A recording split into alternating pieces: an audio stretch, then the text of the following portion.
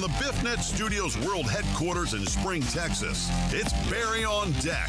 Hosted by former ESPN Houston radio host and stand-up comedian Barry Laminack. Starring Oliver the Cat. Written by Barry Laminack. Produced by Barry Laminack. Directed by, you guessed it, Barry Laminack. Featuring sports, entertainment, special guests, film sessions, and some drinking. Okay, a lot of drinking.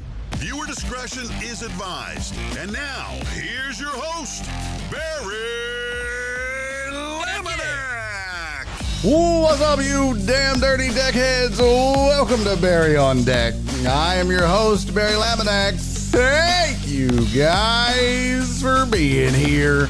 Today is Monday, June 22nd, 2026. And this is episode number 1078, I think is what I put. Barry on Deck. Yep, welcome to the show, welcome to the program. Hey, hello, hi, how you doing? Good, I hope. Hey, Jesus, thank you for resubscribing for 23 months using your Prime sub, sir. Much appreciated, my brother. I didn't get to thank him last week, but Kyle King I just saw resubscribe for 31 months. So thank you, Kyle, for that. And Donna also sent in 50 bits at that time. So thank you for that, my sweet, sweet Donna. Welcome to the show. We have plenty to discuss, including road stories. Yes, I have road stories. Those seem to be a crowd favorite. So we will get to those. Hold on, what's going on here? Chat resize. Show run, okay. So let's do it. What up, B-Short? Good to see you. A lot of folks already in the chat. Let's see who's here already. I see Daya Gomez is in, and they just put M. But that was their first chat on the show. M. So thank you for that, Daya. What's up to Brian? What's up, sir? Good to see you. Chewy's in the building. Hello, Chewy. Cisco is listening to the show on the toilet at his in-laws' house. So that's good, I guess. We'll just make fart noises until they come and knock on the door and go, "Are you okay?" Who else is here? Jesus, what's up, Jesus? Good to see you. Got Chewy. My sweet, sweet Donna is here. Oh, it's a party. Donna's over on YouTube along with Chuck. What up, Chuck? Chuck, Donna, B. Shuett. Yep, the gang's all there. We're missing AJB and Total Dallas on YouTube. I think a couple other folks like Walt maybe use YouTube as well, but we'll get to it. Why isn't That's weird. That's weird. For some reason, none of the Twitch chats are showing. Well, we'll figure it out. We'll get into it as we go. As they say. No one says that, but it's whatever. I hope y'all are doing well. Hope you had a good weekend. I hope, for the sake of conversation today, I hope that a few of you watched America. Fuck yeah. I hope y'all watched America spank that ass on them down under cats. America, fuck yeah. Good match, as the soccer folks would say. It is a sporting, spirited match. I've always said, I haven't always said, but I actually was going to make this a bit or try to, but I wish everything in life was narrated by a soccer play-by-play guy. Or gal. There was a gal also. That was one of the matches I watched. I think she was doing I don't remember now.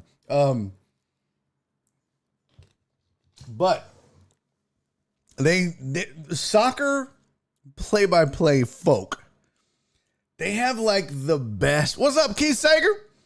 They have the best vocabulary, especially adjectivically. I just made that word up. That is not a word.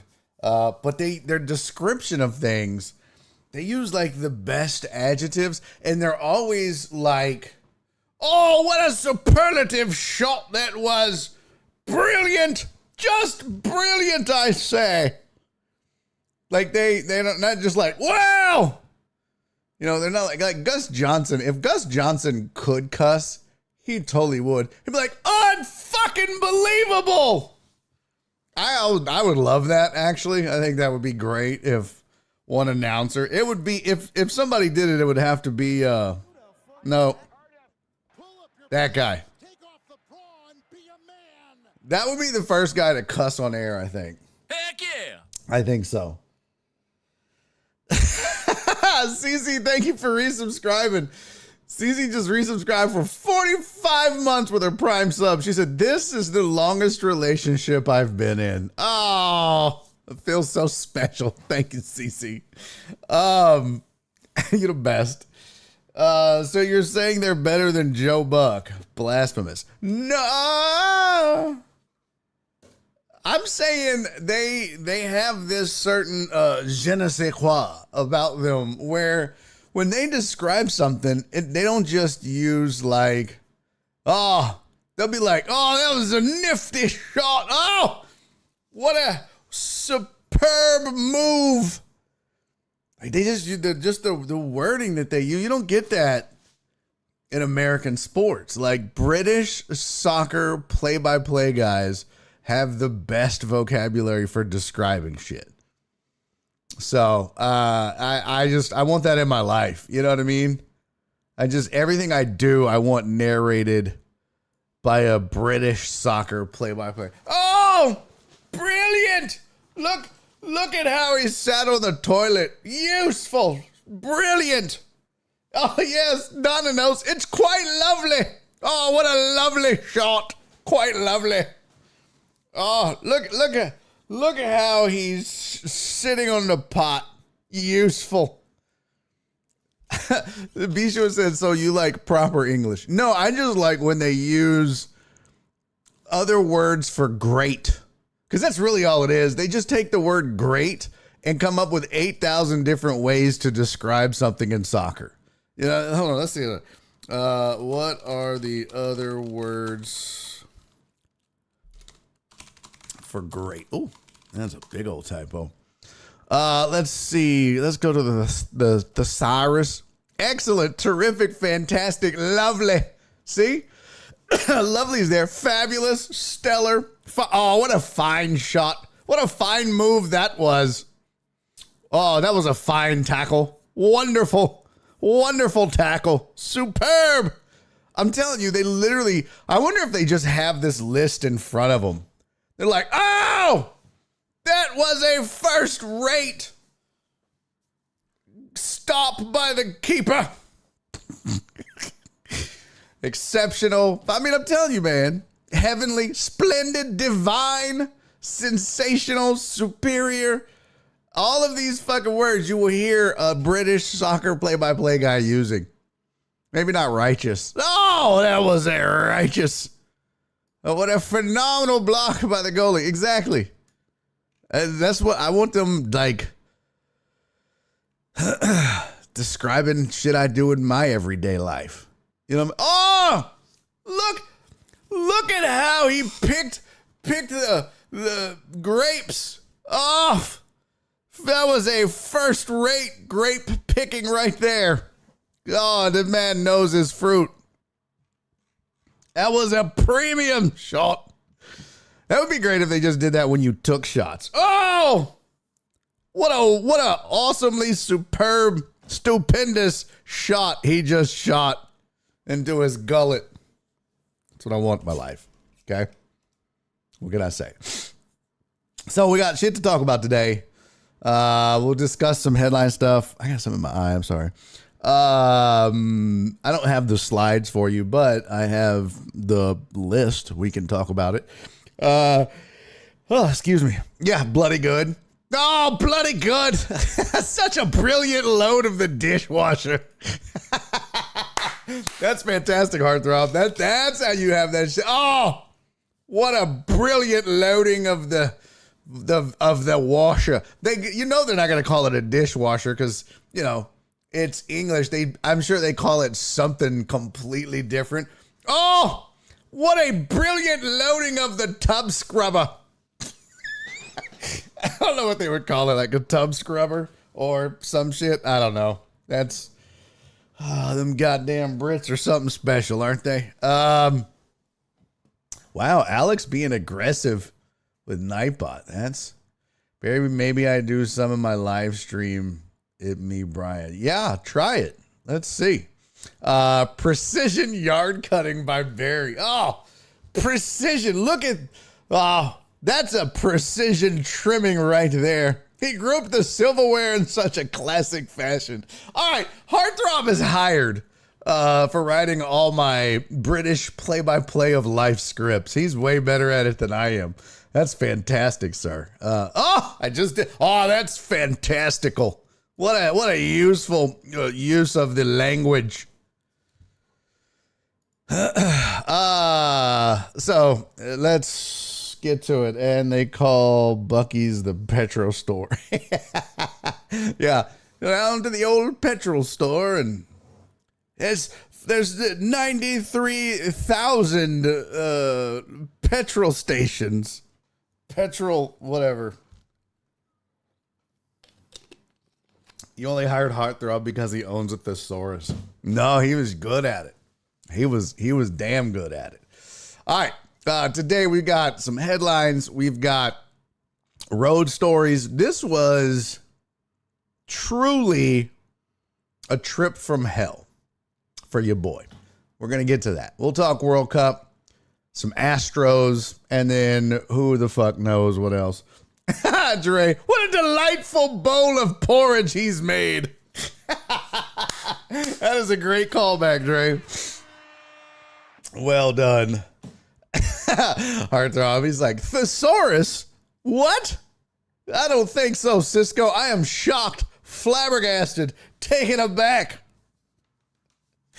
That's funny. All right. Some headlines from the old ESPN. Looks like the Mavs are going to be hiring University of Michigan coach Dusty May. Not to be confused with Dusty Slay. Dusty May is finalizing a deal to become the coach of the Dallas Basketball Mavericks. So pretty cool for him to go from college to the pros. So that's not the first time it's happened, but we'll see. We shall. Oh, God, total Dallas. Championship. Called it. Championship. That was just me like doing a shot. I wasn't being like, you're gay. I was just doing like a shot. But if I'd have done that, nobody would have seen it. Then I just would have looked like I'm raising my hand. I have a question for the host. Oh, that's me. No, so I had to do it over here. And then it just looked like I was like, championship, which maybe I was. Who knows? All right. Yeah, so Dusty May going to be the next head coach of the Dallas Mavericks.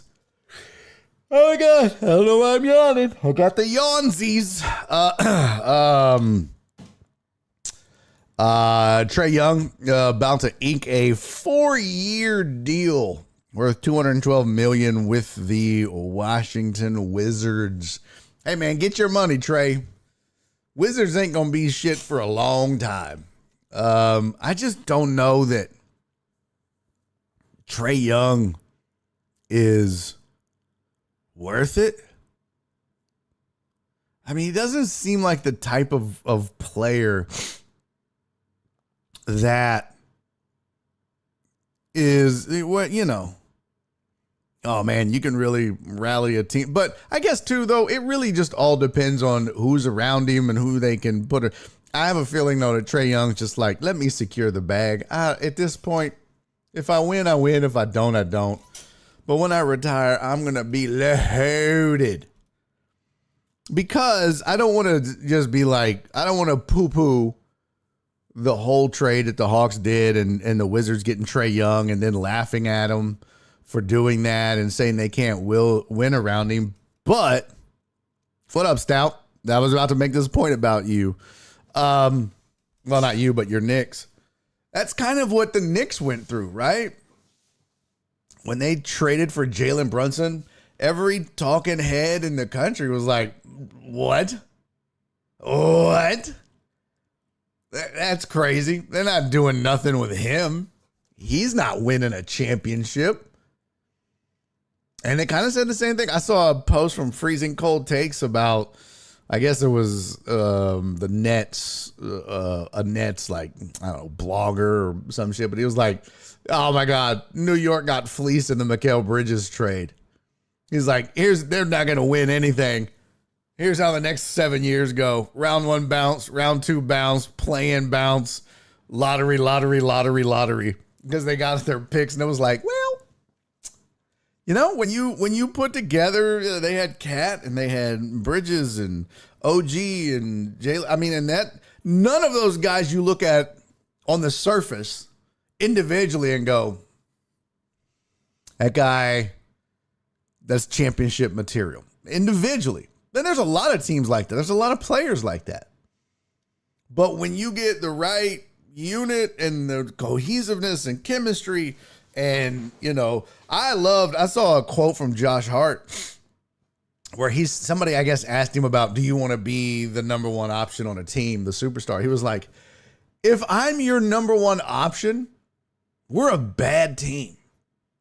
He goes, if I'm the guy, we're bad. He was like, even if I'm your number 2 option, we're probably not great. Number 3, maybe. I should be the 4th option at best. I was like, bro, I love that so much. And I'm just like, yes, man. Thank you. Somebody with some fucking self-awareness in sports. I just new fan of Hart, for real. Just to have that self-awareness.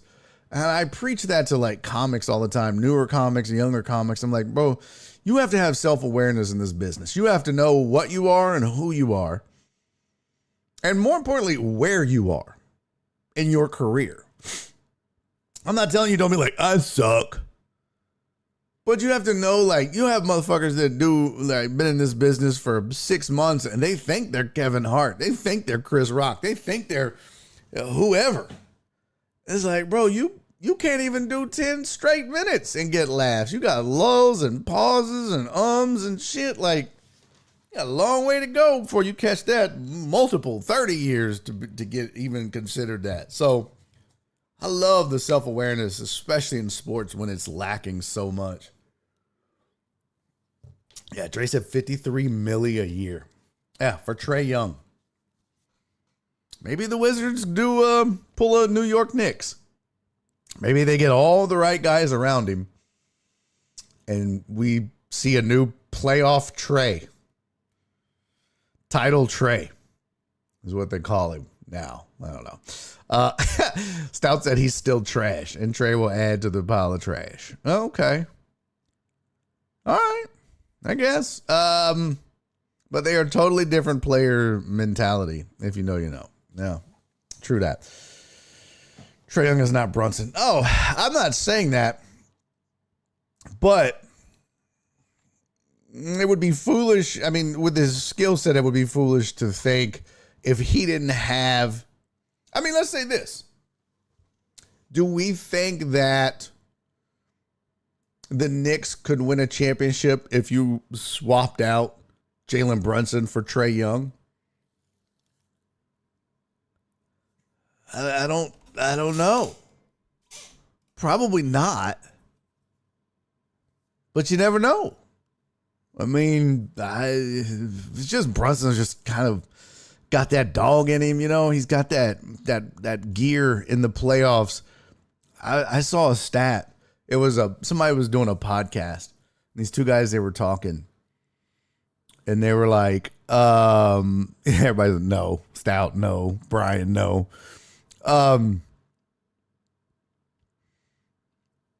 Big Stout said Trae's not a good teammate. Documented.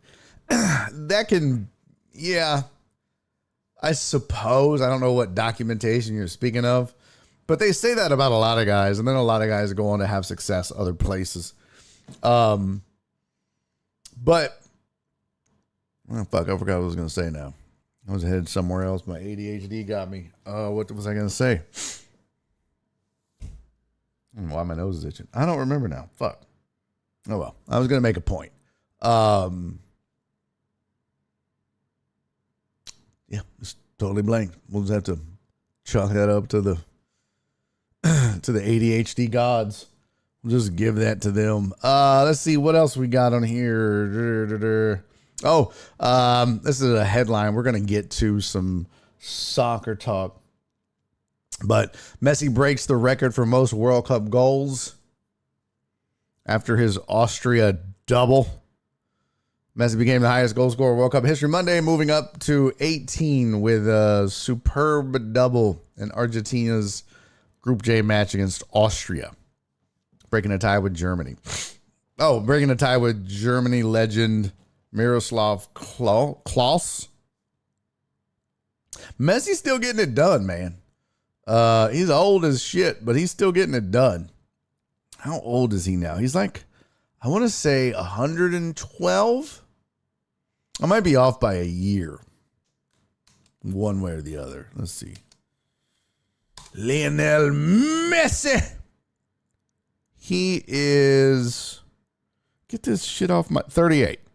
Yeah, so I was close. 38 is pretty close. What up, Pew Pew? CC, what's up? CC said, my nephew told us that when they were at OU, he wouldn't talk to anyone on the team but camera. Really? Trey averages 25 a game. Sign me up. We'll figure this shit out. That's what I was going to say. Yeah, production-wise, I mean, like points-wise, Brunson and Trey pretty close. But I was watching this podcast, and this guy was like, is in 2020, or maybe it was 2021, I don't know, who had the most fourth quarter points in the playoffs. And he was like, I don't know who he said. It was like, nope, Jalen Brunson. I was like, oh. It was like in 2021, who had the most fourth quarter points in the playoffs? He was like, oh, that had to be LeBron. He was like, nope, Jalen Brunson. 2022, who had the most fourth quarter points in the playoffs? Well, that was the year. He's like, you're going to say Jalen Brunson, but I don't think it is now. I'm going to go with whoever. He's like, nope, Jalen Brunson. 2023. He was like, Jalen Brunson? He's like, Jalen Brunson. 2024, who had the most fourth quarter points in the playoffs? He's like, Jalen Brunson. He's like, yep. 2025, he's like, Jalen Brunson. Yep. And then again this year. It's crazy. Dude's on like a 5 or 6 year run of the most clutch playoff performance we've ever seen over that span. Crazy. So he finally got his shit. So, is that Trae Young? No. And I think there's part of the difference. So you can replace some of the production, right? If Trae's put up 25 a game, I don't know what he's putting that up in the playoffs, but in the postseason, I mean, every time I looked at the box score, it looks like Brunson was scoring in the 30s. But like, he single-handedly willed the Knicks to several wins in the playoffs just by like, get on my back, I got this. We'll see if Trae has that. Hating on the pimp because he's small for basketball.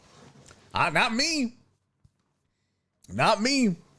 I told you, I'm a fan. I am a fan. That dog, that dog can hunt. All right. Yeah, Messi's birthday. Cece said Messi's birthday in a couple of days. June 24. 2 days from now. He'll be 39. Still getting it done. Let me see if there's any other interesting headlines. Celtics Heat finalists for Giannis. Man, wonder what you're giving up. Tyler Hero said he wanted to be a Heat for life. And the Heat are like, okay, listen, crazy white boy. Yo ass, if we can get Giannis, bye-bye. Goodbye. But it looks like the Celtics and Heat emerging as the finalist. I would love to see Eric Spoelstra with Giannis. That would be great. My throat just made a crazy noise. I'd love to see Eric Spoelstra with Giannis, but could you imagine the Celtics? Because there's no way, right? Right? There's no way that they trade Brown or oh my God, Jason Tatum, right? There's no way. Absolutely no way. Those three would be hella scary. Let's look at the depth chart. Yeah, so you got Jaylen Brown, Sam Hauser, Jason Tatum, Nehemiah Quetta, Derek White, Peyton Pritchard, Vukovic, Jordan Walsh. It's definitely going to be a lot of picks. Definitely going to be a lot of picks in there as well. But yeah, Jaylen Brown, Jason Tatum, surely they're not going anywhere. Because then, man, you got, that's scary. Scary. Especially for the East. Let's see. What else is on here? There was a big trade in hockey. I think it was Brady Tkachuk went to the Florida Panthers and joined his brother, Matthew Tkachuk. And so that's a big deal. But you guys don't give a fuck because you don't like hockey. Let's see. I think that was it. Yeah, that was all the ones I saw. Okay. Brown is going. Boston trading Brown. Watch. You guys really? Oh, okay. Like they had Barry on that. Can you say je ne sais quoi? I did earlier. That could be by design. Boston's trading Brown. Brown is going. You guys really believe that? What's his contract sitch? Would Boston trade Brown for Giannis? 2 hours ago, Jaylen Brown rumor reveals Celtics star isn't on trade block, but only available in Giannis Bucks deal. Oh. Okay. Well, because that's the thing is you got to get money for money, right? Like you gotta be like 10%. And there's no way. Let's go to the ESPN trade machine. NBA trade machine. Here we go. Let's see. I'll put this up for everybody to check out. Check it out, y'all. All right, let's see the trade machine here. Team 1 is going to be Boston. Team 2 is going to be Milwaukee. So we're sending Giannis. Okay, what the fuck? Get out of here. Let's see. They get Giannis and guess you could do. Damn. You would have to do like Derek White and you can't trade Vukovic. He's got a no trade clause his contract is up. Oops. Well, you could have traded those two plus maybe Hauser or Pritchard. But yeah, that's gonna be a toughin'. But I think you'd be foolish not to. But here's the thing. Just hear me out for a second. Let me see if we could do White, Hauser, and draft picks. No. Try this trade. Oh, this trade is successful. So you can send White and Hauser, but they're not doing that. You would have to, they'll get like 4 first-round picks or some shit like that. Doing that, they have Milwaukee. Look at this. They need to fix this trade machine. So I did Giannis for White and Hauser. So this trade is successful. And it's a -3 wins for Boston and a +5 wins for the Bucks. What? I can't see that. That's crazy. But if you just did Jaylen Brown, this trade was successful. Holy shit. And this was the point I was going to get to. If you look at the win total, if you just do straight up, according to this trade machine, Giannis for Jaylen Brown, that's a -9 wins net for the Celtics, and a +11 wins for the Bucks. I don't know about that. That seems a little much. But here's my thought.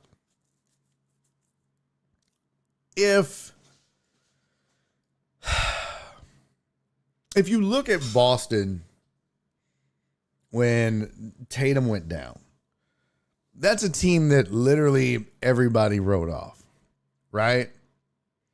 And Jaylen Brown not just kept that team relative, and, they weren't just pesky. I mean, that was a team that was winning. Now, you can give some credit to the coach. You can give some credit to maybe depth or whatever you want. But the fact of the matter is, they lost their superstar and still remained really good. Giannis, on the other hand, the Bucks were just, I know they were resting people and probably tanking a little bit, but they just never felt competitive after a certain point. And I'm certainly not telling you that Jaylen Brown overall is better than Giannis, but maybe at this particular juncture, he might be more valuable.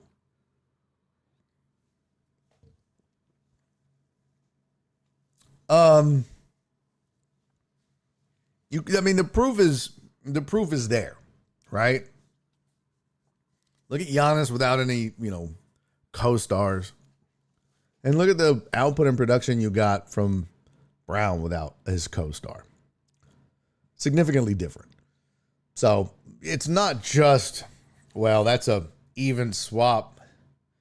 Is it? And Giannis is still relatively young, right? Giannis is 31.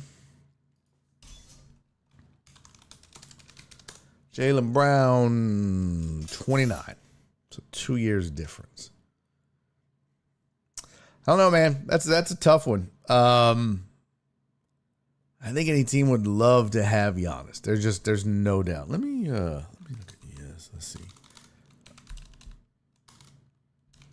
Giannis. What the shit?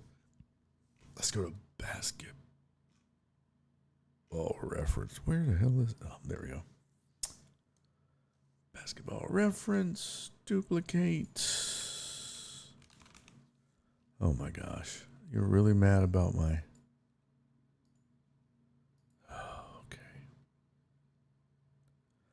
I paused it. I don't know what else you want me to do, but I paused it. Stupid ad blocker. Let's see. Oh my gosh. Come on. All right. Jaylen Brown. Jaylen, get down, Brown. Oh, man. What the shit? There we go.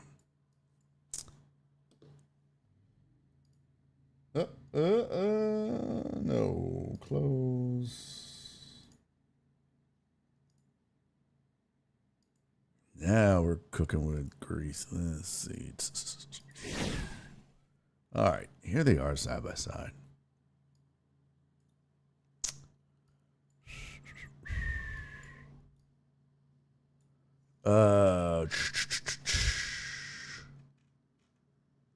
Yeah, there we go. That's what I was looking for.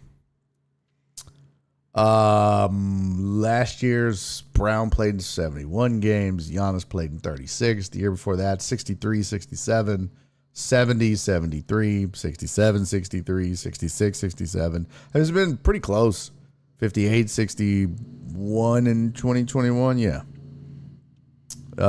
57, 74. So Brown's been pretty durable. Giannis has been real durable up until last year, right?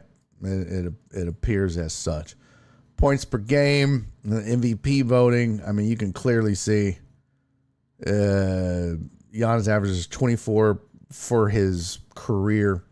Brown averaging 20. Giannis averaged 27 last year. Brown averaged 28. Prior to that, though, 22, 23, 26, 23, 24. All-star 5 of those years. But, I mean, Giannis's resume, back-to-back MVPs, then fourth, third. I mean, it's crazy. Ends up on Defensive Player of the Year lists. But last year, to me, was that an anomaly, or was that the beginning of the end? Do we start to see? And it's not. Look, it's still Giannis. It's not going to be as significant. Like, oh my God, Jesus Christ is putting up 4 points a game. But I don't. I feel like maybe we have seen Giannis peak, possibly at 31. Maybe not. You still got another 4-5 years of production. I mean, look at Durant. He's still doing it. How old is Durant? I always forget. Let's see. Durant. Kevin. Oh, Kevin Durant. Kevin Durant is 37. He's still doing it. So plenty of gas left in the tank as possible. But, a couple years younger, I don't know. Giannis is still the man. Giannis is still one of the, top players in the NBA. But Brown is up there now, too. He has established himself as that. Oh, the Yard guys are here. Awesome. They didn't come last week. And so Nora couldn't complain to me about how shitty the Yard looked. I was like, not my fault. Not my fault. Give them fellas a text or some shit. It was just rain and shit. Let's see. Durant is 16. Wait. Oh, that's how he acts. Let's see. I don't understand. Brian is way off topic. AI over +2. Tennessee Titans signed a superstar. Defensive tackle Jeffrey Simmons to a 3-year. This was Friday news. Okay. What's up, Walt? Giannis is already playing next season's load management. Shut up. Both of them make too much to do a 1-for-1. And the Bucks are in a total rebuild mode. Picking up a $60 million contract player is not how you rebuild. See if the trade thing will improve Tari and Alpi. Why are you trying to get rid of them? No, you can do the money. That's not the problem. I mean, if you're the Bucks and you get Jaylen Brown just straight up for Giannis, just maybe you ask for we want Brown and a first-round pick.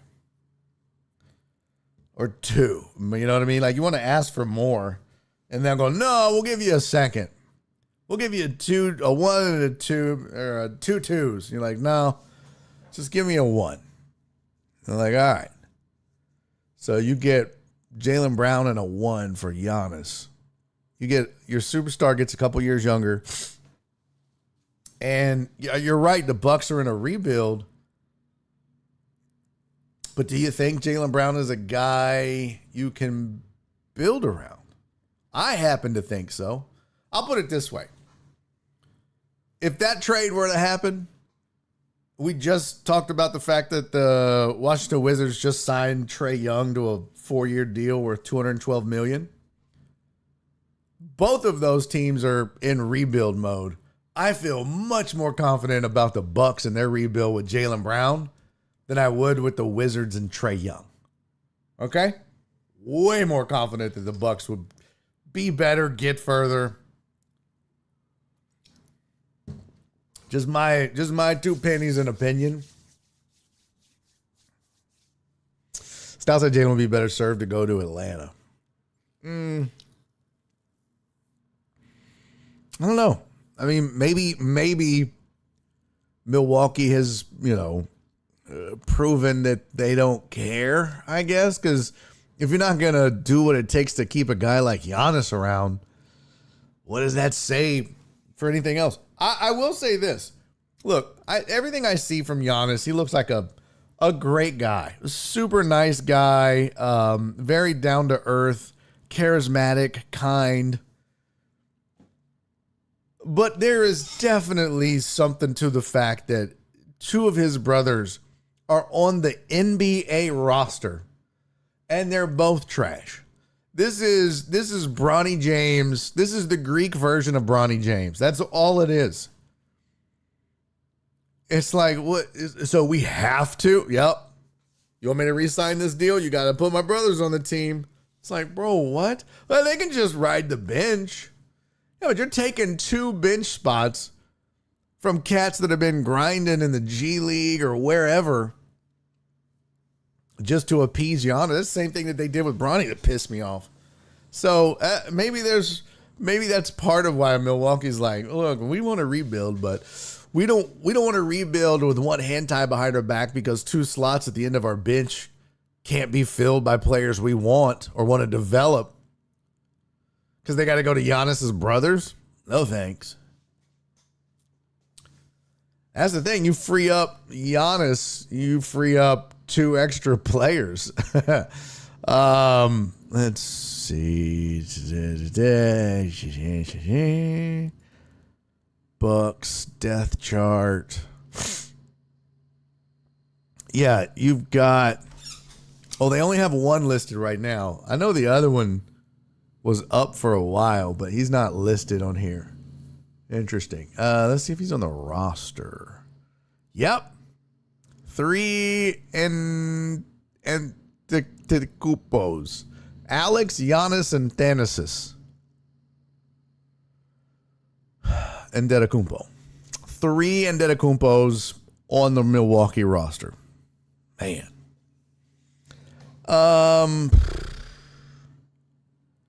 Let's see.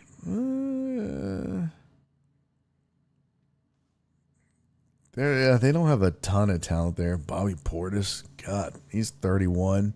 Kuzma's 30. Yeesh. Taurean Prince, 32. Ryan Rollins was fun to watch. He's a pretty good cat. Gary Trent Sr., Miles Turner. And they got some 30-year-olds on the Bucks, that's for sure. This is a roster you would call scrappy. Amos said they both out the league as of last season. I mean, look, they I wouldn't say out the league. They're out the league once Giannis leaves. Because I doubt very seriously the Celtics are going to be like, oh, we'll put your brothers on the team. Although it might be a condition of trade. And maybe that's why they were able to narrow it down. I mean, maybe Miami and Boston were like, yeah, we'd do that. We'll put your brothers on the team. I mean, they're not going to start. They're probably not going to ever get meaningful minutes. But if you want to come play for us, we'll do that. 100%. We're not going to trade for them, but we'll sign them when they become free agents. I don't know. This is all speculation. All speculation. Okay, let's get to the road stories. That's enough sporty sport for now. We'll circle back to World Cup here in a bit. But let me tell you what the fuck happened to me this weekend. Okay? It's taking much longer than expected. Bitch. Better not be!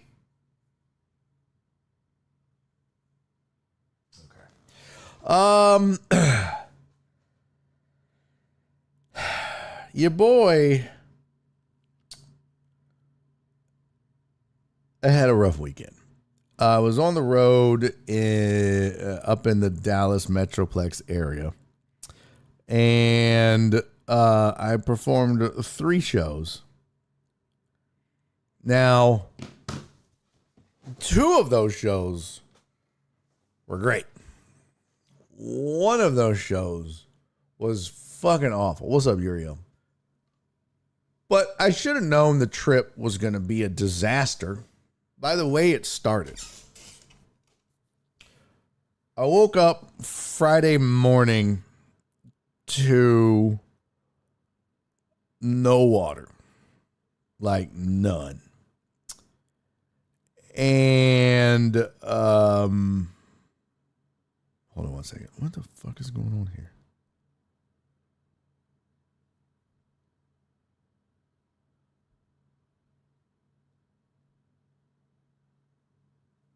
That's weird. Why are we doing that?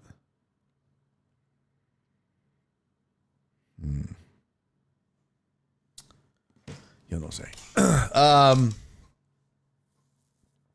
What? No littering, please? Oh, because I was up there? Don't worry, I didn't. So we wake up in the morning, Friday morning, and I always get up with Nora, and she was like, we don't have water. I was like, what? She's like, we don't have no water pressure. I was like, it's probably the goddamn quad vest. It's probably, we've had this happen where they've had low pressure or they've shut something down or had a problem or whatever. So I was like, yeah. I mean, I peeked outside at the meter area. There was no water pooling running on the driveway. I looked in the back. No pooling back there. So I was like, that's probably them. I didn't hear any water kind of, rushing around the house for the most part. She's like, okay. So I was like, I'll call here in a little bit when they open, because it was like 6:30 in the morning. And so as I always do, I walk her to her car. And as we turn down the hallway towards the garage, I just hear, I was like, what the fuck is that? She goes, what is that? I was like, I don't know. That's weird. I open the garage, and there is water shooting out from the water softener that we have. Just a steady, just whoosh. I was like, what the fuck? That's why we don't have water. It's all flowing into the garage. Oh, fuck. So I'm like, okay, I gotta turn this off. And then I realize this is where the water comes into the house from.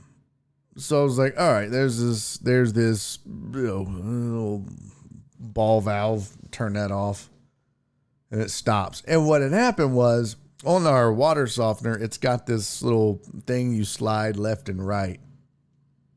And it's like a bypass valve. The end of the bypass valve just snapped off, and water is just, it's bypassing the house and going straight into the goddamn garage. Craziest shit ever. I opened the garage doors, and water from, so like we have a 2-car garage, and then next to that we have a 1-car garage, and it's like a 2-door and then a single door. And I opened the doors, and the driveway is just flooded. And when I open the door, water starts pouring out from the single-car garage. It's been shooting all the way across the garage. I was like, fuck. So I'm like, well, this is definitely not a quad vest problem. So she leaves work, and I'm like, okay, as soon as these places open, I'm going to call around and look for a bypass valve that I can just throw in there. Nope. This thing is 12 years old. Actually, it's 13 years old. And they don't make the part anymore. So I can't even get it like overnighted from Amazon. Home Depot doesn't carry the shit. Like none of the local box stores, big box stores, none of those carry. Jeff Bell's like, bypass, yep. None of those carry this part. So I was like, fuck. I was like, I mean, I can order it from GE, but it's probably, I think they said it was going to be like 2 weeks. I'm like, well, I got to get this shit up and running before I leave for Dallas today. So I go, well, so, you know, at 8 o'clock, I'm already online. I'm looking around. So I drive down to, you know, Home Depot. No. I drive to Lowe's. No. I drive to Ace. No. Nobody carries the shit. I'm looking online. And then part of the problem is, you know, if they would have installed this bitch correctly, which they didn't, there would have been what's called a 3-way bypass. And that allows you to, like, it's just shaped like an H, right? Oh, it's Telestrator time, kids. So it would have, it looks like this, right? So you would have, oh, let me change the color here so you guys can see it. I forget. So a bypass valve, you'd have like, okay, why in the fuck didn't the color take? Oh, that's why. Okay. So in a bypass valve, right? So you'd have one, it would look like this, right? And you would have like a valve here, like a handle. You would have a handle here, and then you would have like one here. And what you do is, like, if this is in to the softener and that's back out to the house, this stays closed so that you use your softener. And if your softener's fucked up or you got to replace or whatever, all you do is you would open this valve right here and close these valves. So then the water just flows from the city back into the house, but you're just not using your softener. Well, my guys didn't fucking do that. Okay. I just get boop, boop, boop, boop, in, out. And if this is fucked up, you're fucked. Because there's the shutoff valve, like right here where it comes in. I was like, you got to be fucking kidding me. So there's no 3-way bypass. I did message Jeff Bell, but I know he was busy. I'm sure he was. Tom said, oh boy. Pictionary. Yeah, we're going to have to do a water bill telethon. Oh my God. I am so nervous. It's going to be, I'm guessing my water bill is going to be $1,000. Probably. Yeah, Jeff Bell said, yep, 3 shutoff valves and 2 T's. Yep. Well, they didn't do all that. So I'm like, well, maybe I'll just, you know, I'll go find the one. They don't have any of the shit I need. So I was like, okay, the only way I'm going to be able to get water on here, and this, I have to leave Houston at like 2 o'clock. Oh, no, maybe 4. I don't remember what it was. I have to leave. Yeah, Stout said you were that late to catch it. Yeah, it happened while we were asleep, and I don't know when it started. We go to bed at like 9 o'clock. We wake up at 5:30. There was no water at 5:30. I don't know when the fuck it happened between 9 and 5:30.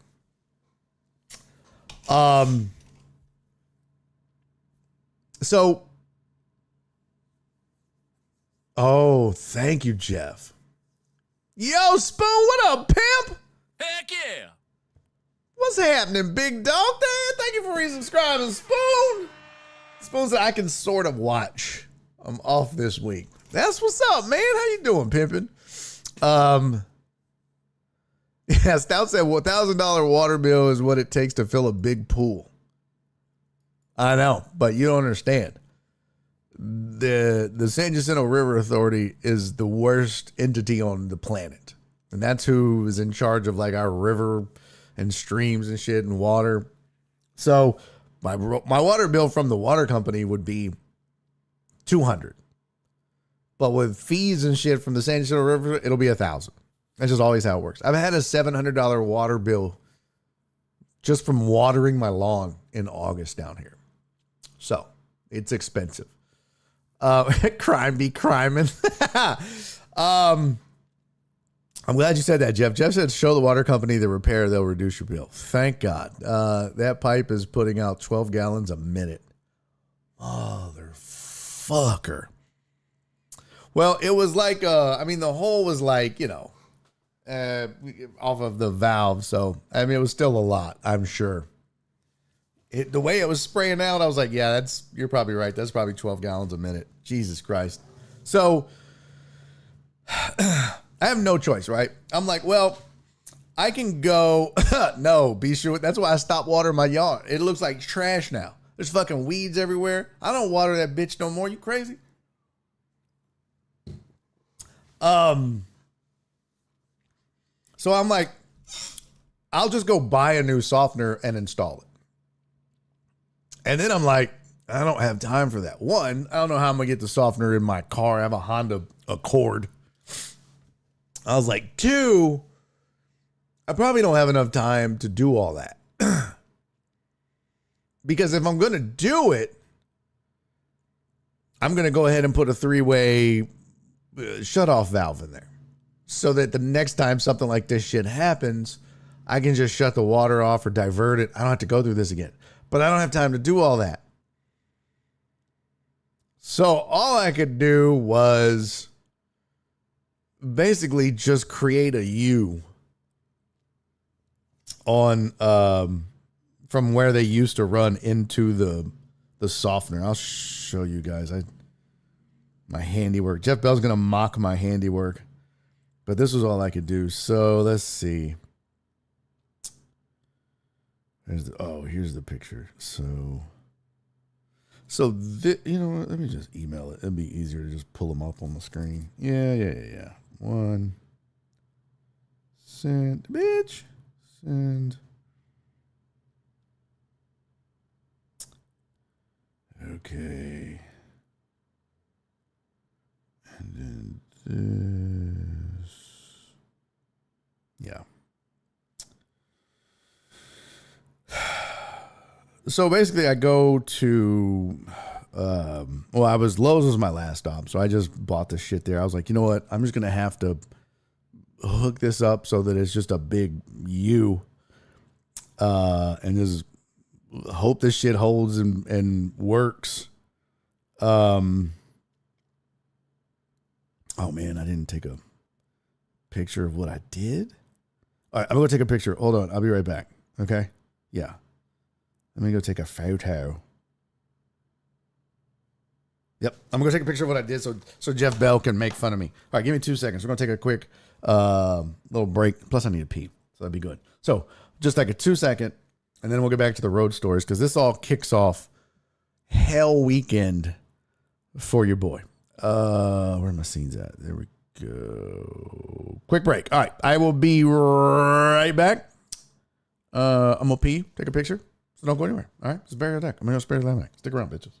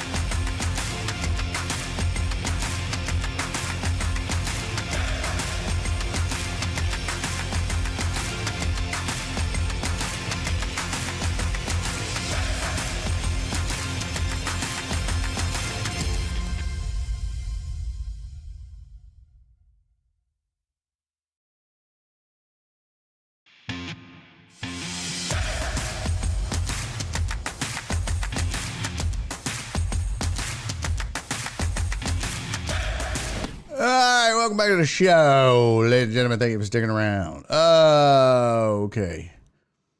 Yeah, don't talk amongst yourselves. All right, so this was the horse shit that I was dealing with. Let me see. Here we go. All right, this was like the first picture, right? So, this. Let's see. Oh, Jesus, not get out of there. Get out of there. All right, this is the valve right here. So, like, what are we doing? That's crazy. Yeah, so it's not. Oh, yes, it is. It's working. So that normally is pushed all the way in, and that way it can divert the water if you need to. And there's like this little plug that sits on the end of it. And of course, that plug is what shot off and broke. So water was coming in and then just going straight out. Just fucking awful, right? So that's one look at it. That's another view. That's what basically I had to like. These are the parts right here that connect into the softener. So like this connects to one part of the softener, and it goes. That's in from the city, and then this goes out back to the house. Actually, I may have it backwards. Anyways, this is just me. This is just disconnecting it from the softener. So I was like, oh, there should be, like what I was telling you guys, there should be like a pipe that goes like this that has that other cutoff valve. And I would have been able to just close this valve on the other side, open this one, and we'd have been good. But as you can see, that don't fucking exist. Here's the bigger loop. This is what it looks. So you can see there's no shut off, right? There's just, also I think they hooked this bitch up backwards, and I'm not even lying. Because what's crazy is this is where I shut the water off. But if you look, right, so that comes in here and goes down. This is the in on the softener, and then this is the out. Well, the out goes into the wall like that. I was like, well, that don't make no fucking sense. Has this never been working properly? Jeff Bell's like, oh my God. Yeah, that's what I'm dealing with, bro. Go borrow Pookie's plug. So this is what I was dealing with. Yeah. See, so that is what I cut the water off with, right, to the house. But what's crazy is that is what ran to the end. So then I was like, okay, well, I'm definitely not hooking this shit up till I get it fixed. So this was my handiwork. Let's see. Oh, is it not gonna open? And well, you dirty bitch. Let me see here. Here we go. This was my handiwork. Oh, let me turn that off. There you go. That's what I had to end up doing to get this bitch to work. So we went from this to this. Oh, too far zoomed in. Yeah, that was my handiwork.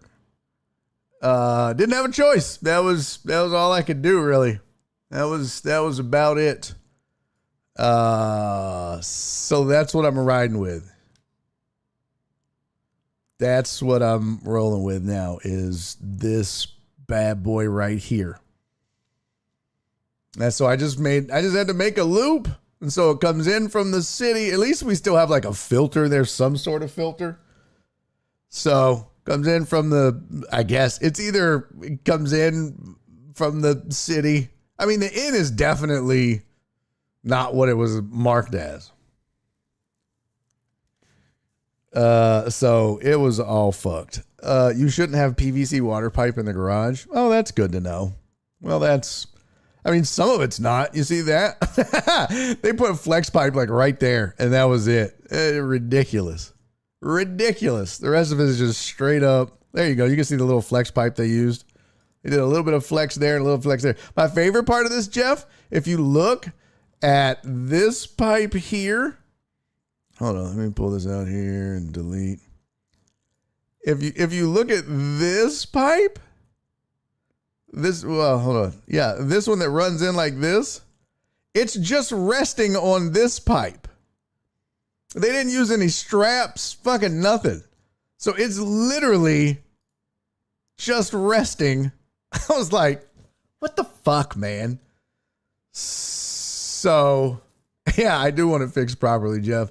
What I was going to do is I was probably just going to start like here, right? I'm going to start here and here, and I'm going to redo this whole fucking thing.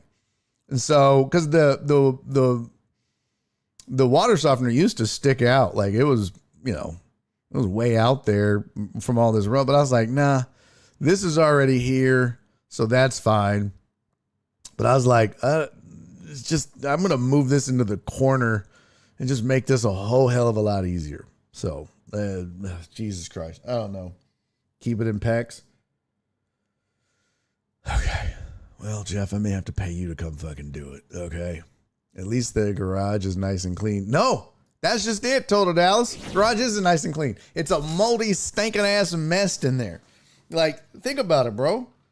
It's fucking almost July in Houston. It's hot and stinking. I mean, I did the best I could, but I have so much shit on the one side of my garage that I was like, oh my God, I'm gonna have to take all of this stuff out individually and clean it to put it back in. So, no, it wasn't copper. Donna said, ugh, Harvey PTSD. I know. Oh, Jeff, you're a saint, brother. No, it wasn't supposed to be copper. It was supposed to be, like Jeff said, like PEX or whatever, I guess. I didn't know it wasn't even supposed to be PVC, if I'm being honest. But I knew certain things. One, that one pipe's not supposed to be resting on the other. I knew that. And I think that they put this shit in backwards. So now I get this done. I get that done, right? And I'm working in the garage. It's fucking hot. I get done. I'm supposed to leave at like, let's call it, I'm supposed to leave at 4:20. Yeah, Jeff's a plumber, bro. You didn't know that? Pew pew. Yeah, he's been over here before helping me with shit. When this show first started, as a matter of fact. Oh, it's changed? Okay. Thank you, Jeff. So, I get done at 4:20, or I get done at 4:30. I'm supposed to leave at 4:20 to be in Dallas because I'm supposed to be there by 7:30 for an 8 o'clock show. I just get this thing hooked up and they're like, you know, you have to when you connect the PVC and shit, apparently you have to let it sit for, I don't remember how long. I just know it's like, you're not really technically supposed to use it right away. You want to let it, if you can, let it, I don't know if it was like 12 hours or not 12 hours. If it was like 2 hours or an hour or 30 minutes or whatever it was.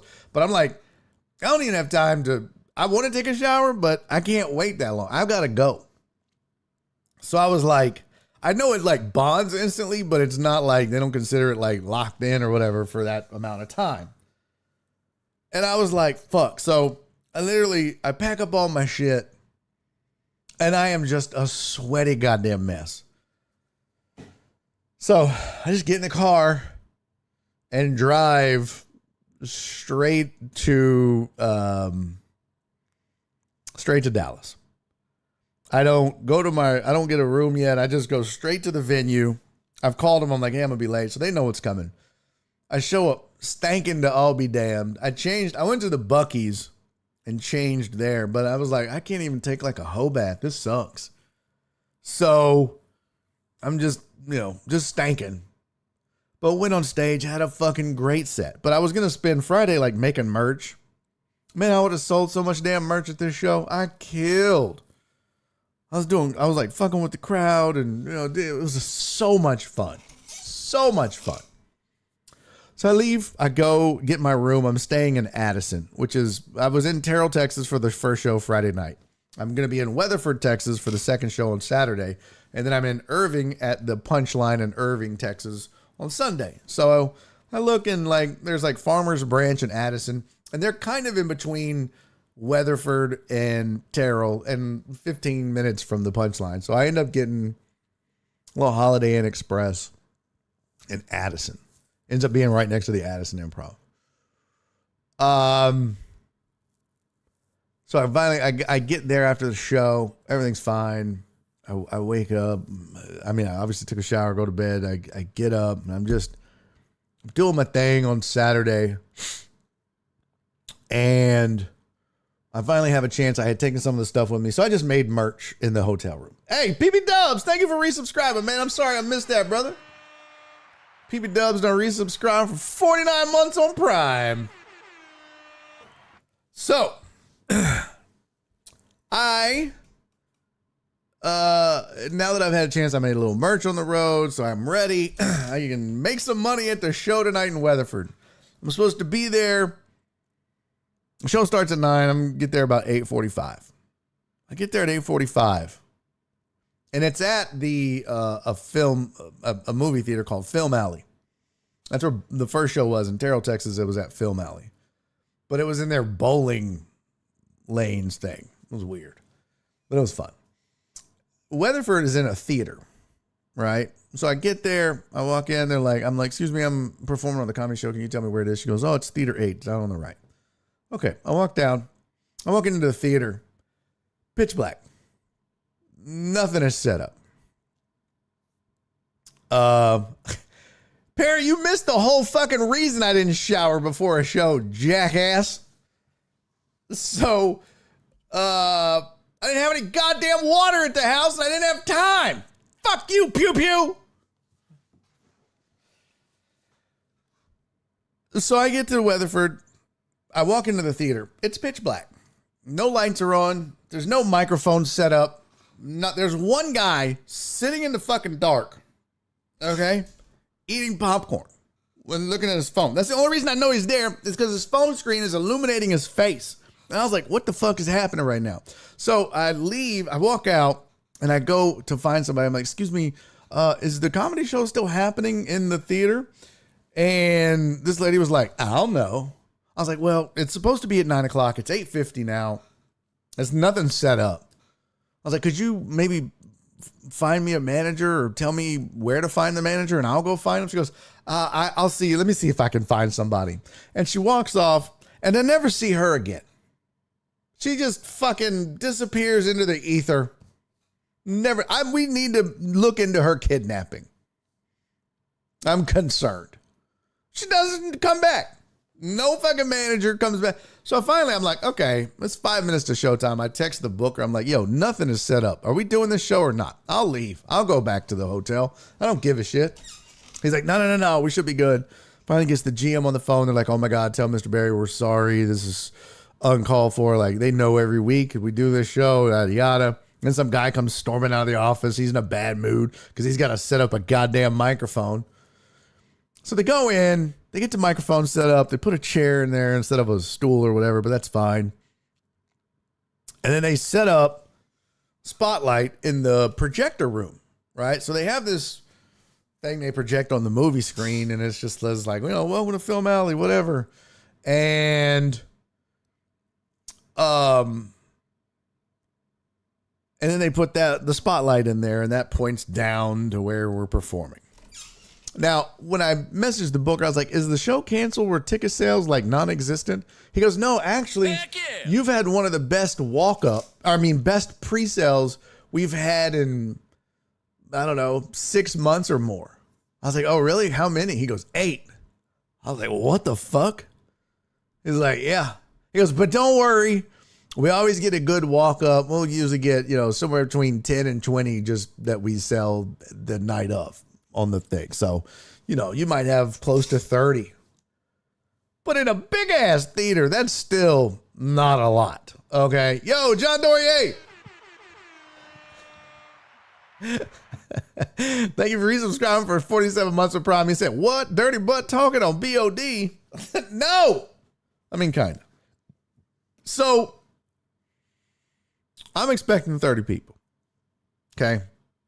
Then this guy comes up that works there, and he goes, "Hi, my name is," whatever the fuck he said, I forget. He goes, "I'm gonna be taking care of y'all tonight. If you need anything, man, I mean anything, you just let me know. You want food, some drink, whatever." I was like, "Yeah, man," because when I was at Terrell the night before, they gave us 2 drink tickets. So I was like, "Well, let me get a Crown and Diet." He goes, "Oh, it doesn't include alcohol." I was like, "All right, man, just bring me a Diet Coke." He goes, "I got you. I'll be right back." And about 5 minutes later, the show starts. Now, the opener, she's going to do 30 and then bring me up, and I'm going to do 45. So she does her 30. And then I still don't have a Diet Coke. I never see that guy again either. Gone. Just disappears into the night, never to be seen or heard from again. So I'm like, well, what the fuck? And I always like to take a drink with me on stage, but I was like, well, it's too late. Whatever. So she introduces me and brings me up. And to my great surprise, there's not just 8 people in the crowd. There are 12. A whole movie theater. And there are 12 people in the crowd. And they are spread out. They're not just all like grouped up here so we can all have a nice little tight show and giggle and stuff. Oh no, they're fucking way in the back. They're over here. They're over there. I was like, oh my God, this is just fucking unbelievable. I mean, I've done some bad shows, but I was like, you know what, whatever. So I start off by making some jokes where I'm like, yeah, you know,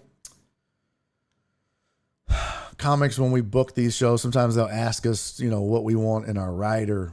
And a writer just is like some demands. You know, you've probably heard the old showbiz. I want only green M&Ms in the green room or whatever. That's what a writer would be. I know some comics that they want a new pair of white Air Force Ones for every show, or a new pack of white T-shirts, certain brands. Like, that's just part of, you know, being a star. You can demand that shit. So I make the joke. I'm like, you know, in my writer, I told them I only wanted 12 people. No more. I won't perform for any more than 12. And I want them all spread out. And they're laughing. I was like, I want it dark as fuck. I want to start late. And I also want to make sure that when they set up the projector and put the you know, fake brick wall and the low, I want them to leave the mouse pointer on the screen so it looks authentic. And that's because that's what they did. There's just a big fucking mouse pointer in the middle of the "Welcome to Film Alley Comedy Night" with curtains and a brick wall and a big fucking mouse pointer. I was like, Jesus, this is the laziest motherfuckers I've ever seen. This is the most unprofessional shit ever. And the crowd's laughing and we're having a good time. And about 10 minutes into my set, the 2 of the wait staff come in. I was like, yeah, you know, I remember when I was mentioning to y'all about the things I wanted for the show. I also told them I want to order a Diet Coke, but I don't want you to bring it to me. I just want you to leave and never come back. And the crowd starts laughing. And one of them looks at me and goes, huh? I was like, oh, Jesus Christ. I was like, oh, I was just commenting that I had asked for a Diet Coke before the show started. And the guy just disappeared and no one ever brought me a Diet Coke. She goes, oh, I'm sorry. And she leaves and the other server leaves. Never bring me a fucking Diet Coke. I was just like, what in the fuck? This is oh my God. Eventually, the chick that opened for me goes and gets me a Diet Coke with like 10 minutes left in the show. Okay. She brings me a Diet Coke. I was like, well, you're just the sweetest. And so I told the crowd, I was like, look, I've waited this whole goddamn time for this Diet Coke, so y'all can just wait while I drink it. And I literally said, and it was like one of those big red, like fucking huge movie theater Diet Cokes. And I just sat there and looked at them. And I literally like drank this Coke for almost like a full minute, 2 minutes. It was a long time. They were laughing. because it was ridiculous to sit there and just drink a Diet Coke in front of these people. But that was like 10 minutes in when those servers came in, and I was like, hey, I wanted a Diet Coke, but I didn't want nobody to bring it to me. And then she was like, oh, I'm sorry. Never comes back, right? That's 10 minutes in. Thanos snapped during your set. I know, right? Motherfuckers just disappearing left and right. So probably 15 to 20 minutes into my set, I'm standing where I'm standing, which is, you go to a movie theater and sometimes it's split. Like there's that front section where it's just like 3 rows and then the whole rest of the movie theater. But sometimes there's like a walkway that you can walk between. So that's where I'm standing. So obviously it's a movie theater and it's dark. So they put a spotlight, like I told you guys, into the projector room that projects out onto me so you can see me doing comedy, because comedy is spoken word, but there's a lot of comedy and facial expressions and act outs, and there's nuance to jokes that you use that are visual, which is why you always need good lighting on the stage. About 15, 20 minutes into the set, I'm standing there, and I notice out of the corner of my eye in the projector room, I just see this light going, and it just falls over. It just falls the fuck over. The whole spotlight just, and then I just go dark. There's no more spotlight. Just fucking gone. And I was like, okay, am I having a stroke? But y'all, look, it got dark in here, right? And they're all like, yeah. I was like, okay, I was just making sure I wasn't having a stroke because I just watched the spotlight fall over. I was like, that's crazy. Spoon said, what a diva. So the spotlight falls over. Mind you, we're 15 minutes into a 45-minute set. I got 30 minutes to go. I'm like, well, they'll be back in to fix that. No. Not only did nobody bring me a Diet Coke, nobody came and fixed the spotlight. That was loud. I'm literally doing the final 30 minutes of my show in the fucking dark. And to her credit, the lady that was opening for me, her name's G-Baby. That's what she goes by on stage. G-Baby gets her phone out, and she's like, I got you, B. I got you. And she turns on her fucking flashlight and she's holding it up to light me up. I was like, girl, you're going to fucking wear your arm out. We got 30 minutes left. There ain't no way. I was like, besides that one single light from the dark coming from the back, it just looks like the train from this train wreck that's about to run me over. It's okay. I appreciate you. E for effort, but you don't need to put that light up. You're going to wear your arm out. And I'm saying this into the microphone out loud. And the crowd is laughing because this is just like this shit show. I was like, and I look at them, I'm like, what a shit show. This is fucking insane. And they're laughing. I'm like, this is goddamn crazy. So literally with 10 minutes left, G-Baby had left and she went and got me a Diet Coke and was like, is anybody gonna turn the spotlight on? They were like, what are you talking about? She's like, it fell over. And they're like, oh, no, still, even with 10 minutes, no one ever came and she brings me the Diet Coke with 10 minutes left. And then I just finish up. I was like, you know what? You got to be a pro about it. You just keep going. I got done. I was like, man, y'all give it up for G-Baby one more time for coming through in the clutch with the Diet Coke and the light and being a team player. She was like, hey, you handled this like a pro, Barry. I was like, oh, thank you. Now they're still all there. She goes, it was like we were listening to comedy on the radio. That was so goddamn funny because you couldn't see anything. You might as well have just been listening to a fucking comedy album. And I was just like, unfucking believable. So I was like, okay, I even forgot I got shirts. I'm supposed to remember, I probably would have sold $250 worth of shirts the night before. I'm like, I even forgot to do the joke, but I have these shirts. They say fuck them kids on it. If you want one, come get one. Everybody's like, ooh. I go sit down, set up at the fucking thing when we're done. This one couple and their 2 sons walk up. The son buys a shirt. That was it. I sold one fucking shirt out of 12 people. We chit chat for a little while and they leave. Everybody else, shut the fuck up. Oh my God. Just eat my entire asshole, phone. So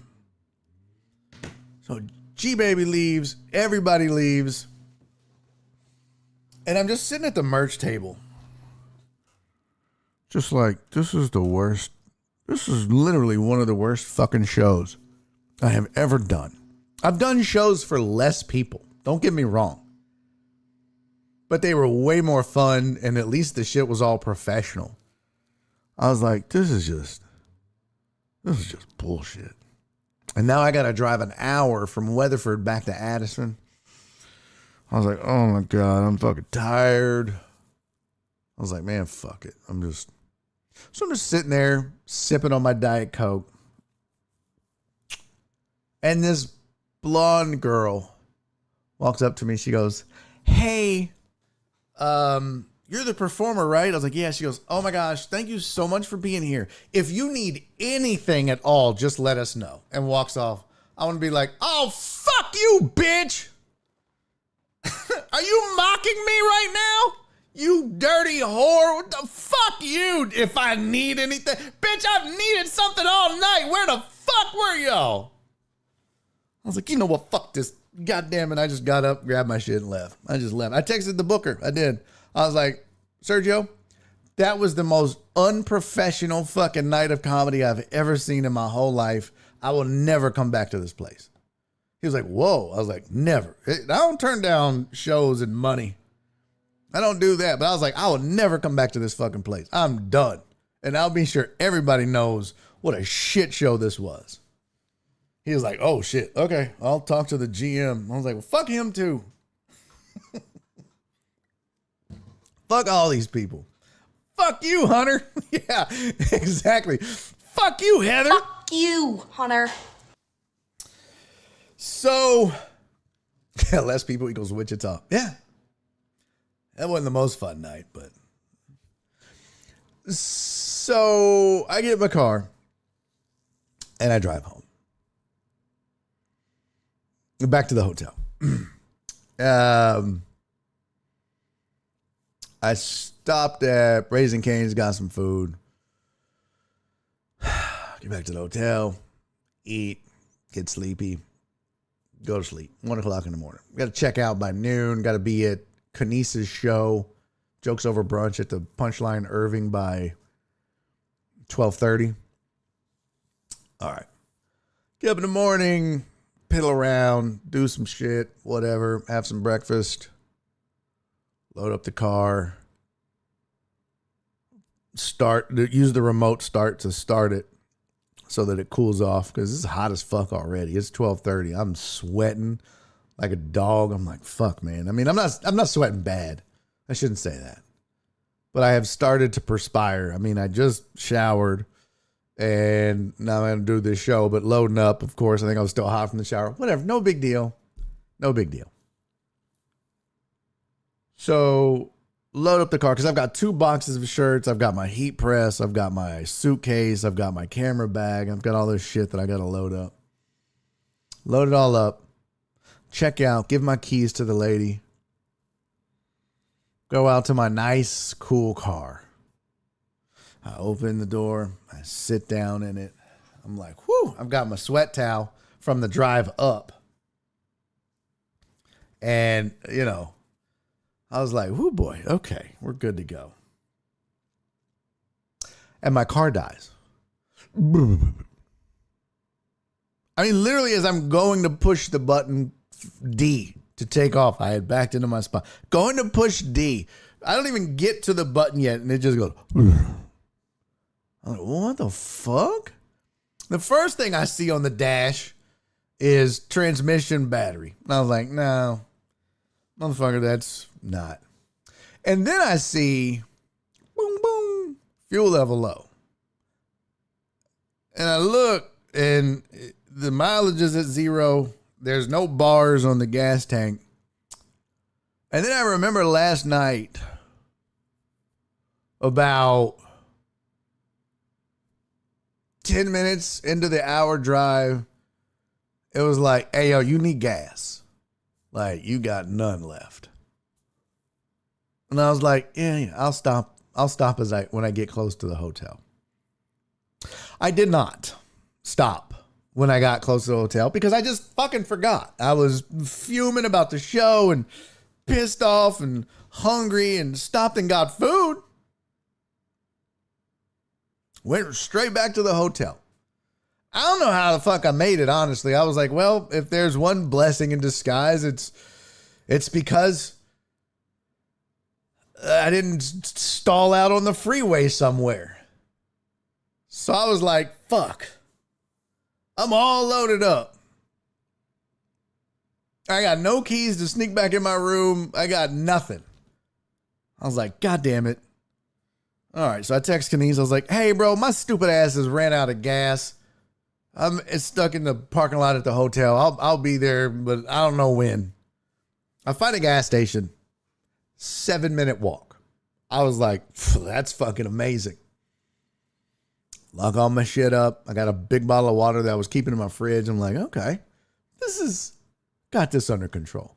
Oh my fucking God. By the way, when I was checking out, I forgot to add this little tidbit. When I was checking out, I told the lady, I was like, all right, I'm checking out. She goes, well, be careful. It's hot out there. I was like, yeah, no, I was just loading up and I think I'm perspiring a little bit. Yeah. She's like, yeah, it's like the UV rays are in like some terrible state. So don't be outside if you don't have to. I'm like, don't worry about me. I never go outside. I'm going straight to this venue and then I'm headed home. I'll be in the car or the club. I ain't going outside. Have a great day.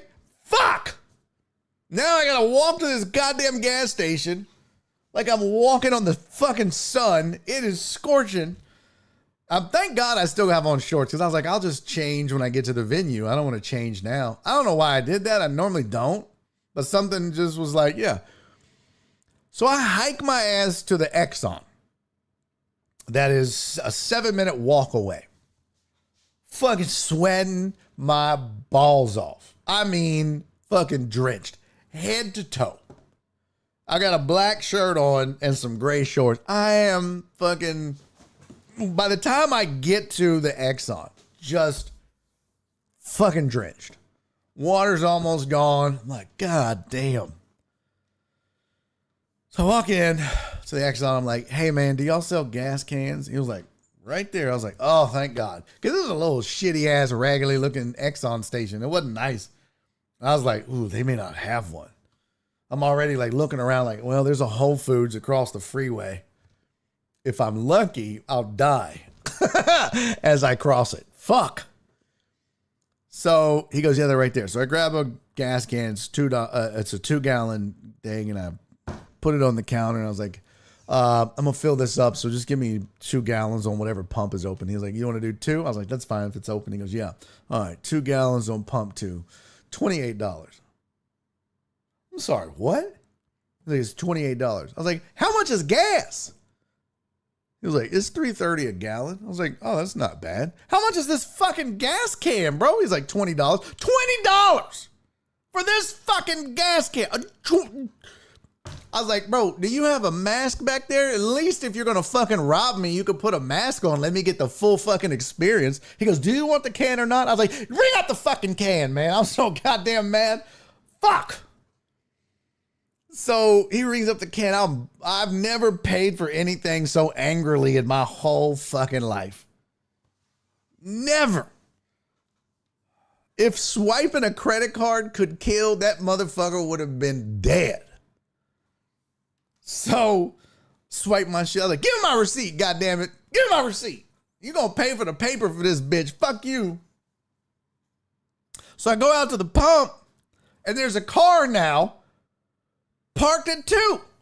I was like, I swear to God, if this bitch pumped my $2 worth of gas into her fucking car, I'll murder everybody in this goddamn Exxon. Everybody. Every fucking person here. Well, she hadn't gotten out of the car yet, but now I gotta look like I'm sweating my balls off. I'm fucking like, I got a gas. I look like a crazy homeless person. I just walk up to the, now imagine, you're a Latina female that pulls up to get gas And this bummy ass looking white man with this beard and a gas can just walks up and starts pumping gas where you pulled up. I don't know what she said in Spanish, but she said something to a guy at the other pump on the other side.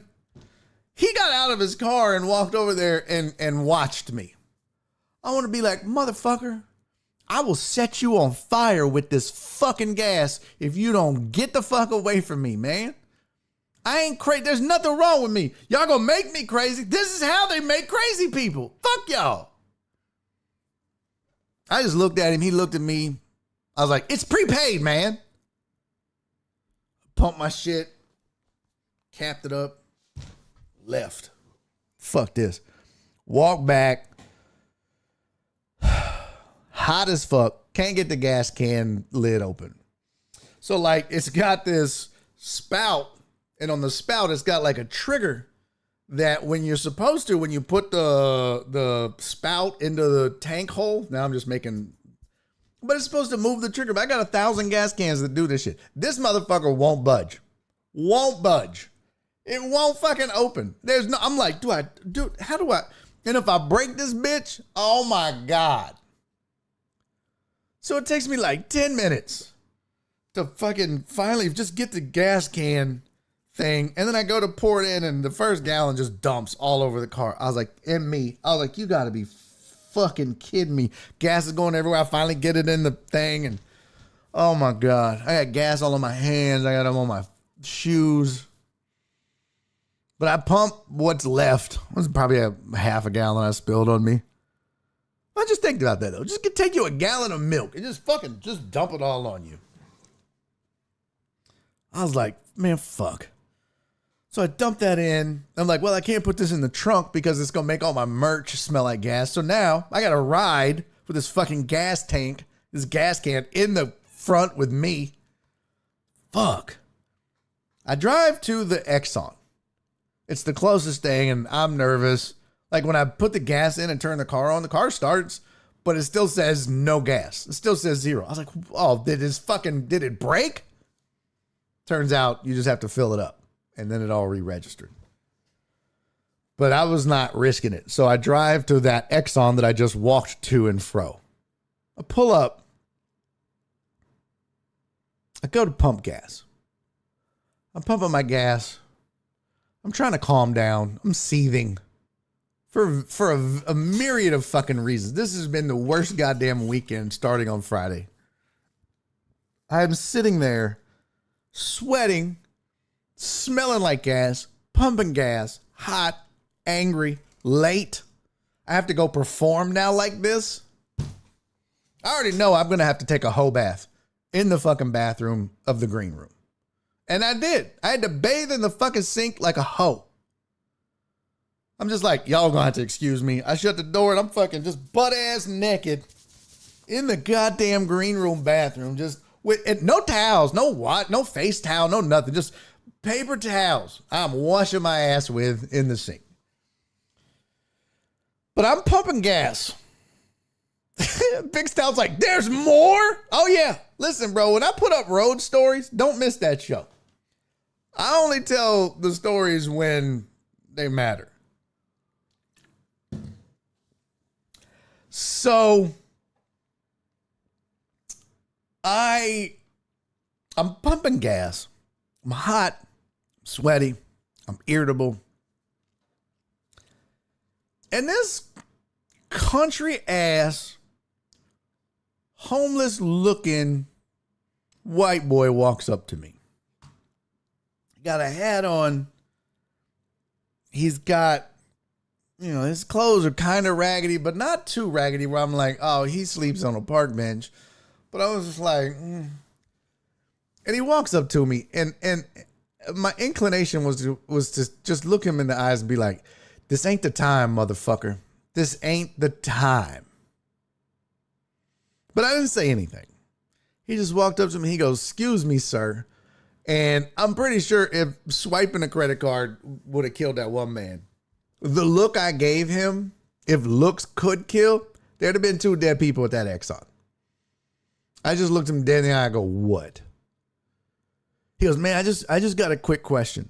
and he opens a beer.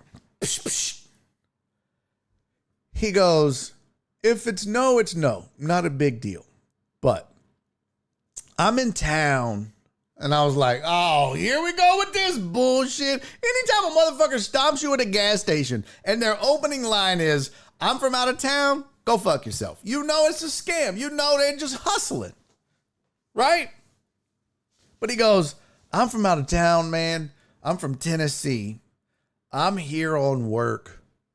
And I was just wondering if you would buy me a vape. And then slurps his beer.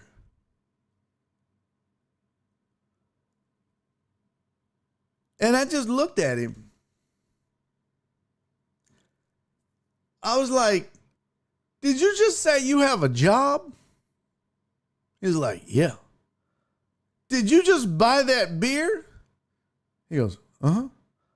Well, then buy your own fucking vape, man. Get the fuck out of my face. You done lost your goddamn mind. He goes, okay, no is no. And he walks off. I'm just like, man, you done lost your fucking mind. Do I look like I'm a fucking fool? Bro, you must be crazy. You out here popping open a beer and shit. Why are you asking me to buy? He's gone. I'm still just, you lost your fucking mind, man. Fuck you. Fuck your job. Fuck Tennessee. Fuck Michelob, whatever the fuck you was drinking. Fuck them boots. Fuck your jeans. Fuck your fucked up teeth. You go buy a toothbrush is what you need to buy. I was mad. Oh my God. He's gone. He's already talking to another fella that's just walking down the street minding his business. Excuse me, sir. Excuse me, sir. Like, bro, why the fuck would you tell me you have a job and you bought yourself a beer and you want me to buy you a vape? Bitch, is you crazy? And then I'm driving thinking, you could have earned it. You could have walked and got my gas and brought it back. I'd have bought you a vape if you'd have done that, so I ain't have to sweat. But you fucking missed out on that. And Spoon said, not only no, but hell motherfucking no. Bro, I was livid. So, fucking got in the car, drove to the Punchline, and had a great show. Fucking murdered. Great show. So much fun. I'm stinking to all be damned. Smell like gas. I couldn't stop sweating. I didn't stop sweating until I was halfway home to Houston from Dallas. I got home at 8. It was probably 6 o'clock. I'm in the car. I finally stopped sweating. 6 o'clock. I checked out of that bitch at 12:30. 12:30 to 6 o'clock. All I did was stank and be mad. This is the worst goddamn trip of my life, man. Of my life. But I guess it could have been worse. I didn't die. I was trying to be nice, but it was good to meet you. Shut up, John. Oh my God, that was so fucking ignorant. Fucking ignorant. But I did Kinesis jokes over brunch. It was funny, and we're gonna get out of here. But it was funny in the green room. Kinesis comes off stage because when we do the show, he always hosts and goes first. And he comes off stage, and he was like, he goes, "Oh, what's up, man?" He goes, "You just now got here, huh?" I was like, "I told you." He goes, "Shit, man, you losing all your white privileges." I was like, "Fuck you, Kinesis." And he goes, there's 4 black people in this show and you were the only one late. I was like, man, you know what the fuck happened, man. Fuck you. But I was like, how's the crowd? He's like, it's nothing but old black couples. Just your type of crowd. They're going to fucking love you. I was like, oh shit. And I acted a fool on that stage. So hopefully though, they're supposed to give me the video this week. I'm going to have a bunch of clips from that show. It was so much fun. So we're going to get to that. Hopefully I'll have some of that on social media. So if you're not following or whatever, just get on there and I'll have them for you. Spoon said, I've gave money to one person ever. The man who was covered in flour. Explained that he just got off work, hasn't been paid yet, and just started as a baker at Dillon's. Ran out of gas, looked like a hardworking man. I gave him $50. Asked Asked how he can repay me. I said, no need. We all need help sometimes. Oh, you're a good person, Spoon. You're a good person. You gave $50 to a man covered in cocaine. Spoon's like, he was a baker. No, bro, he's a fucking crackhead. That's Ashy Larry. You just gave $50 to Ashy Larry, bro. That motherfucker just covered in ash and cocaine. Fucking Spoon got hustled. Look, Stout's like 50. Oh, hell no. 50? You 50? You hell no. I'd have been like, hey, I can cash app you $2. That's what's crazy. I'm gonna start doing that to bums. Hey, bro, you take Zelle? What's wild though is there's so many homeless people with cell phones. I'm like, yo, get your priorities straight. Who the fuck do you need to call? Who does a homeless man need to call? All your homies live with you. Who you calling? Cece says, Spoon, help me, I'm poor. Spoon was looking for the plug. You was already working undercover, huh? I see you. Stout said 20 max. Here's what I do in situations like, and I've done this several times on the road. I was trying to remember the last time I did this. I think I was in, I don't remember. There was a dude that was like literally laying in the grass.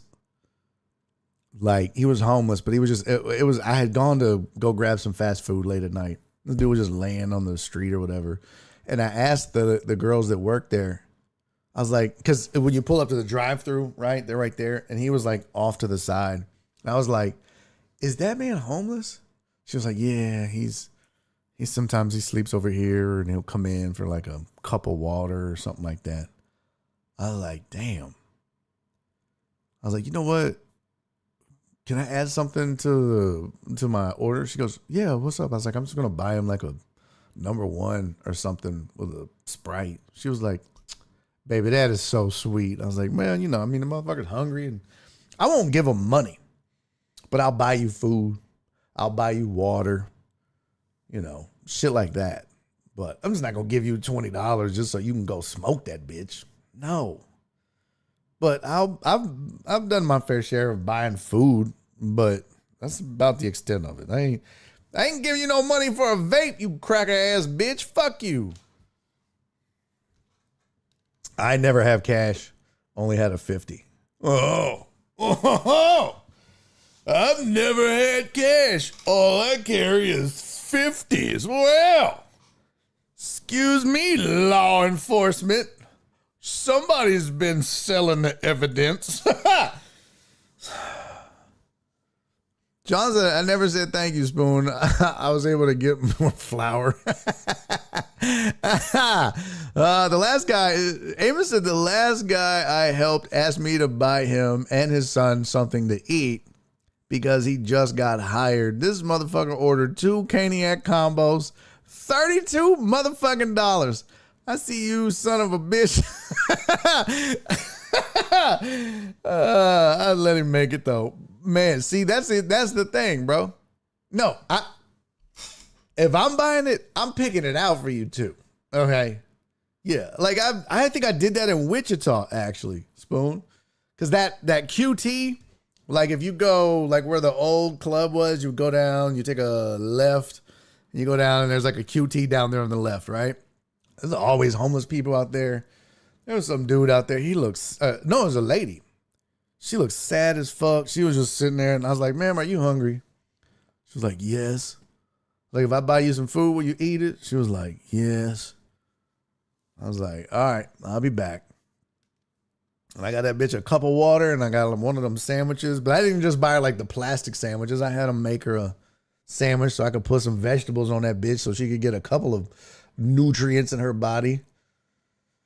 But no, we ain't going on a shopping spree. Fuck you, because that's what they do. Let me get a two Caniacs. Okay, I'm gonna add a finger on each. To drink lemonade. Bitch, that's an upcharge. I mean, you buying it, right? You said you. Fuck you. Dang, Spoon, you lost a whole Donna. That's dope, man. By the way, fat guy update, eclipsed 100 pounds down. Oh, hell yeah, Spoon. Congratulations, man. Yeah, hey, that's me, Perry. That's my order at Cane's. Let me get a Caniac combo, 2 toast, no slaw. Yeah, baby. What'd you like to drink? Diet Coke. Bitch, I'm trying to stay slim somehow. Yep, no slaw, extra toast. That's the play. That's the play. Spoon said we finally got a Cane's. It's good. I don't give a fuck what anybody says. It's good. It's good. I learned my lesson, never get what you want. Yeah, never say get what you want. Hell no. That's the open limit. Get what you want means no limits. No. What the fuck, John? They don't even serve that shit at Cane's, bro. Where are you fucking... All right, Perry. Love you, brother. John, they ain't got no goddamn number 2, no onions with bacon. I did go to In-N-Out Burger Friday night. Burger was good. The fries, trash. I think they make the fries out of the paper bags. I do. Them bitches was trash. Burger was good. Them fries, fuck them fries. They were disgusting. That's right. The chicken is a vessel for the sauce. You right, Dubs. No, you 100% right. The chicken ain't all that. It ain't terrible, but you there for the sauce. You there for that remoulade. I've never been to Cane's. Cece, what? Ask Amos. He'll buy you a Caniac. 2 of them. One for you, one for your daughter. Hey, before we go, you know what time it is, bitches? Yeah, baby. Oh my God. Ladies and gentlemen, it's birthday times in this bitch. We got 2 birthdays in the house today that we got to get to. Not 1, but 2. Start off with my boy, my guy, my Lawn Talk brethren. My man, Keith Sager. Keith, brother, I hope you had a great birthday. Sorry I wasn't here for it. I was in hell. But I hope that your birthday was spectacular. I hope you enjoyed it.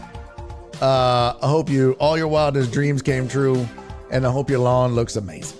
Okay? Love you, buddy. And I do hope it was well.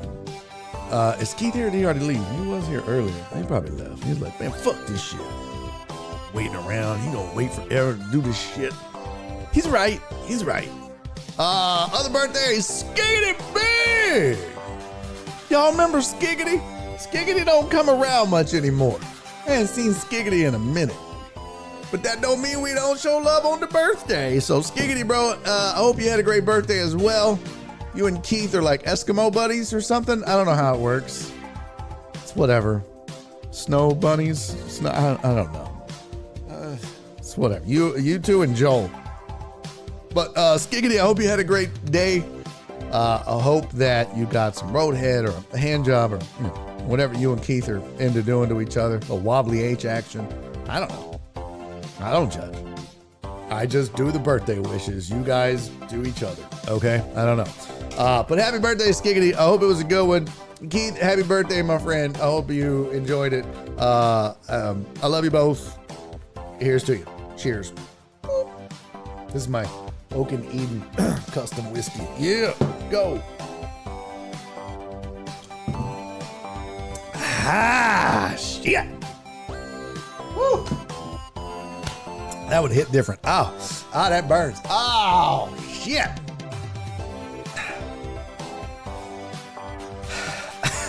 He said happy birthday, skedaddle. No. It's not skedaddled. All right, you jackass. All right, happy birthday, Keith. Happy birthday, Skiggity. Much love to both of you. Okay, let's get out of here. I have much shit to do. Didn't get to most of what I needed to get to today. I was so close to being like, man, I'm not doing a show. And I was like, no. I do that every Monday. Some bullshit happens. We doing a goddamn show. We gonna try to get them all in this week. Damn right. Oh yeah, Alex has a good suggestion for the birthday boys. Call Total Dallas for all your handy needs. But you're just gonna have to fight Alex for an appointment. All right. Spoon, it was so good to see you, brother. Thank you for popping in and being here. Thank you all that resubscribed. Man, thank y'all for the hype train. Who all resubscribed today? Jesus, Cece, Spoon, Dubs, and John Dorier. Man, thank you all. Pretty much all using their primes. Yep, that's dope. That's a smart way to do it, man. Thank you guys so much. I appreciate y'all. I love y'all.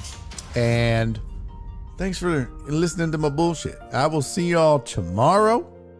We will get some World Cup talk in, I promise. Probably need to talk a little MLB and some Astros. You've got the supplemental NFL draft coming up. NBA rumors, trade rumors. We got to some of that today, but we'll get to more. We talked Messi today too. Show did. Yes, we talked soccer on here. Yeah, Mbop. I don't know how to say his name. Mbop. Whatever. Okay. I'm not a soccer guy. Okay.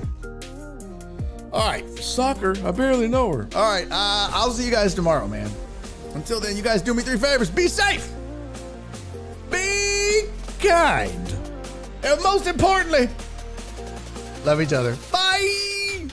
And he's making a YouTube video.